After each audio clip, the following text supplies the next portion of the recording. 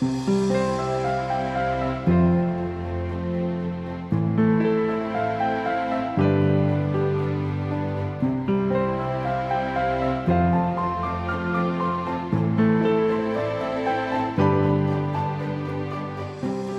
est accompli.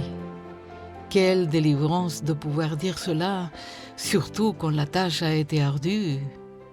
Pour Jésus, c'est bien le cas. Il est venu du ciel dans la peau d'un homme et pendant 33 ans, il a partagé cette nature pour accomplir ce qui avait été prédit par les prophètes, ce qui avait été décidé dans l'éternité passée.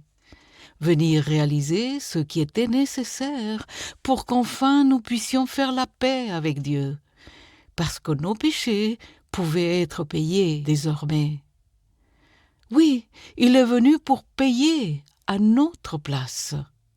Lui, l'homme parfait, couvert par nos péchés et abandonné par son Père. Lui, le roi des rois, qui sur terre n'a pu porter qu'une couronne d'épines, un roseau pour sceptre et un manteau prêté.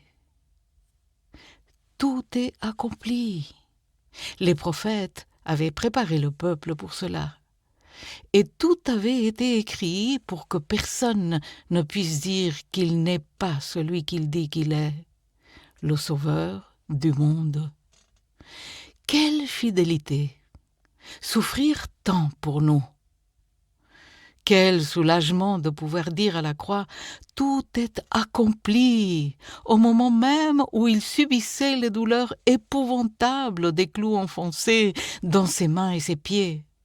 Pour ne pas parler de la couronne d'épines, le harcèlement des démons, l'indifférence et la moquerie des gens, l'abandon de son père qui refusait de voir tout le péché du monde concentré sur son fils, et le temps qui s'arrête et qui semble durer une éternité. Ce temps qui a duré 33 ans difficiles, surtout à Gethsémanée et à la croix.